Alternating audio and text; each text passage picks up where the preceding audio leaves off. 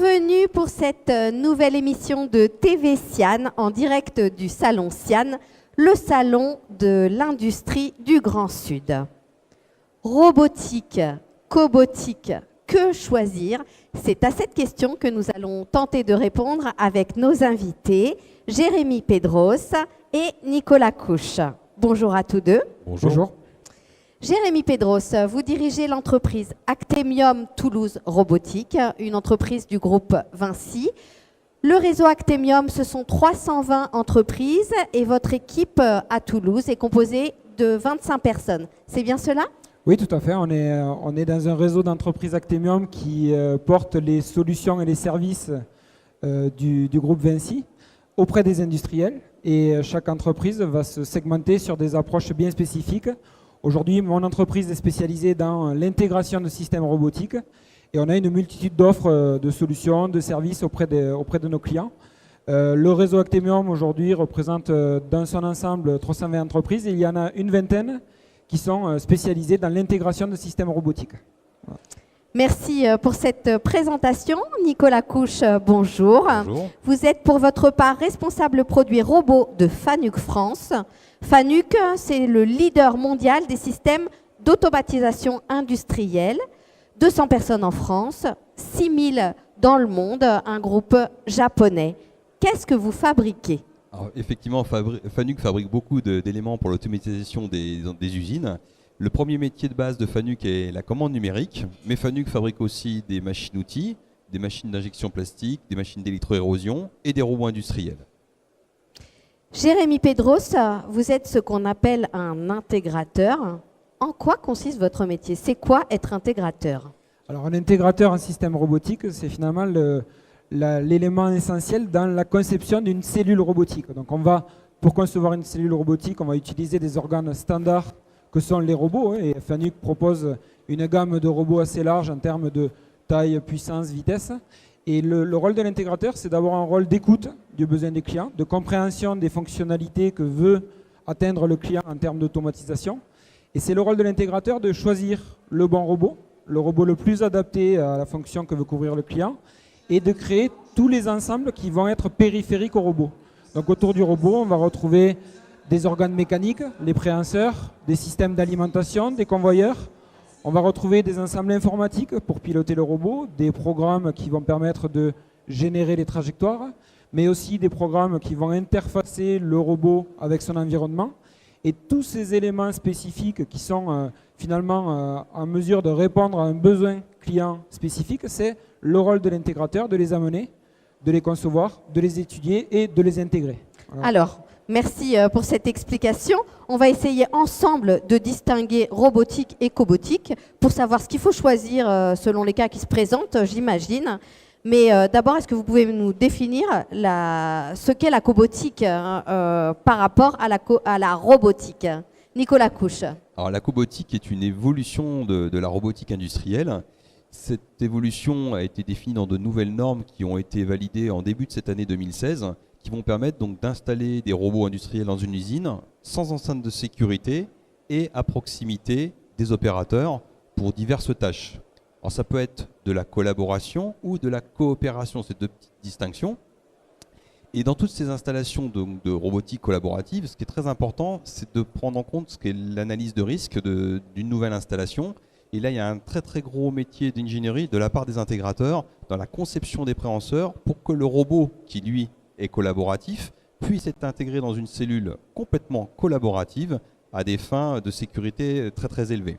Alors, vous faisiez la distinction entre coopération et collaboration. Pourquoi ? Parce que vous avez la notion de proximité ou pas de l'opérateur.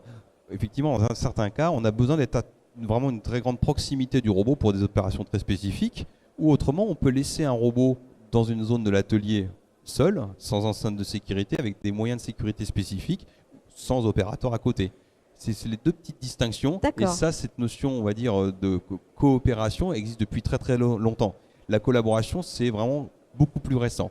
Et là, on parle de cobotique. Tout à fait. Et là, il y a un gros travail de l'intégrateur, comme je vous dis, dans l'analyse de risque et la conception de l'environnement complet pour qu'on soit parfaitement raccord sur toutes les notions de normes qui sont très drastiques. Est-ce que vous partagez, Jérémy Pedros, la définition que nous a proposée Nicolas Couche? Je partage complètement et je rajouterais qu'effectivement, la robotique collaborative est à ses débuts. On est vraiment dans un moment particulièrement intéressant de ce développement-là. Et il s'inscrit, ce développement, dans une approche de l'usine du futur, de l'industrie 4.0. Aujourd'hui, on aime bien dire chez Actemium que l'industrie du futur, ce n'est pas une industrie qui est que technologique. C'est aussi savoir replacer l'homme au cœur de l'usine, dans une approche beaucoup plus vertueuse vis-à-vis de la valeur ajoutée de l'homme. Et les robots que proposent aujourd'hui les fabricants de robots, ils s'inscrivent complètement dans cette logique de repositionner l'acte humain, la valeur ajoutée de l'homme dans sa réflexion, dans ce qu'il a d'élevé en termes de valeur ajoutée, au bon endroit dans l'usine. Et finalement, le robot collaboratif, dans son ensemble, il va permettre, et ça va être un nouvel outil qui va permettre de replacer l'homme au cœur de l'usine. Donc cette approche, les intégrateurs de manière générale l'ont assimilé dans leur approche de concept de cellules robotiques.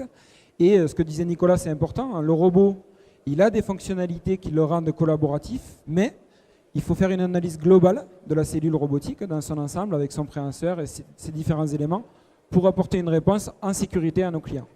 D'accord, alors je rebondis sur ce que vous venez de dire, notamment dans l'idée de replacer l'humain au cœur des activités de l'usine du futur. Est-ce que les robots, selon vous, améliorent les conditions de travail, permettent de monter en compétences ou de faire monter en compétences? C'est ça que vous nous expliquez? Complètement. On a souvent opposé l'homme et le robot. Et le passé a eu son histoire un peu douloureuse sur ces aspects-là, avec beaucoup de destruction d'emplois dans les aires d'industrialisation de l'industrie générale et notamment de l'automobile. Les robots ont participé à cette image-là. Mais aujourd'hui, on est dans un nouveau moment, une approche beaucoup plus vertueuse du robot qui va non pas forcément chercher à remplacer l'homme dans son emploi, mais plutôt à être associé à l'homme pour soulager finalement l'homme dans les tâches pénibles, dans les tâches répétitives ou qui peuvent être génératrices de TMS, de troubles musculo-squelettiques. Et finalement, cette approche, elle a plutôt une vocation d'élever la position de l'homme dans ses activités, dans ses tâches. C'est ce que vous constatez, vous, Nicolas Couche, dans les usines Tout à fait. On se rend compte que finalement, l'outil en tant que tel va permettre de moderniser le parc industriel français pour produire mieux, avoir une plus grande productivité, des meilleures conditions de travail et aussi apporter une flexibilité beaucoup plus importante des différents utilisateurs finaux. Alors ma question va peut-être vous paraître naïve, mais quelle différence aujourd'hui entre automatisation et robotisation? Il n'y a pas réellement de robotisation sans automatisation, mais l'automatisation, c'est plutôt ce qu'on pouvait dire autour de la conception des machines spéciales. Effectivement, une machine spéciale va remplir un travail automatique, mais qui est, lui, très très spécifique. Et la robotisation va apporter en complément une notion de flexibilité et être vraiment en raccord avec l'environnement industriel, parce qu'il faut changer de production presque tous les jours. En termes de packaging, de plein d'éléments, il faut être très très rapide, très réactif, ce qu'une machine spéciale ne peut pas faire aisément, puisque la machine spéciale est dédiée pour une production particulière. Là, on sera plus sur de l'automatisation. La robotisation va donc apporter en complément de la flexibilité et réagir beaucoup plus vite aux demandes du marché pour être encore plus productif. D'accord. Alors une question maintenant un peu plus comptable, un peu plus financière. Comment est-ce qu'on décompose le prix d'un robot? Alors, le prix d'un robot, d'ordre général, depuis environ 10-15 ans, le prix baisse régulièrement. Ce qu'il faut savoir, c'est que Fanuc aujourd'hui fabrique 5000 robots par mois. Demain, à très très court terme, on va passer à 10 000 robots par mois. Donc la tendance, par le fait de volume, va être sur une notion de décroissance du prix du matériel. Mais le prix d'un robot, ce n'est qu'un petit élément par rapport à une installation complète que peut faire un intégrateur. Donc après, il faut voir l'ensemble de ces choses-là pour un utilisateur final. Ce n'est pas que le robot, c'est une installation complète dédiée à une utilisation industrielle. D'accord. Du coup, la part intégration, qu'est-ce qu'elle représente dans l'installation des robots ou cobots? Oui, alors il n'y a pas de réponse toute faite. C'est pas évident de donner un prix parce que chaque application est spécifique et c'est justement l'intérêt d'une cellule robotique, c'est de répondre à des applications spécifiques d'automatisation de production.